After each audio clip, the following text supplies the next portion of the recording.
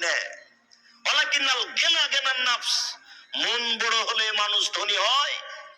কোটি কোটি টাকার মালিক যারা, তাদের বাড়িতে ভিক্ষুক ভিক্ষা পায় না। যে রিক্সা চালিয়ে খায় তার বাড়িতে ভিক্ষুক ভিক্ষা পায়, অতএব এই বড় ধনী। রাসূল সাল্লাল্লাহু আলাইহি ওয়াসাল্লামের কথাকে মূল্যায়ন করতে হবে, হিসাব করতে হবে, তাহলে বোঝা যাবে, তাহলে নিজেকে চিনা যাবে, আল্লাহকে চিনা যাবে।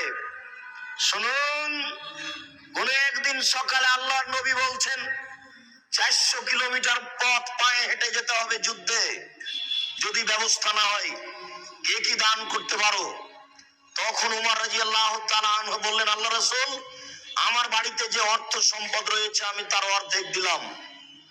আবু বকর সিদ্দিক রাদিয়াল্লাহু তাআলা আনহু বললেন, আল্লাহ রাসূল, আপনাকে আর আল্লাহকে বাড়িতে রেখে আমার যা আছে সবই দিলাম।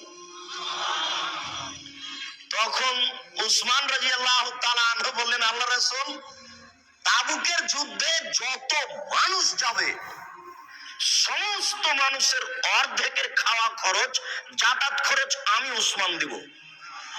সেদিন লোক সংখ্যা ছিল 30,000। 15,000 লোককে উসমান রাদিয়াল্লাহু তাআলা 3 মাস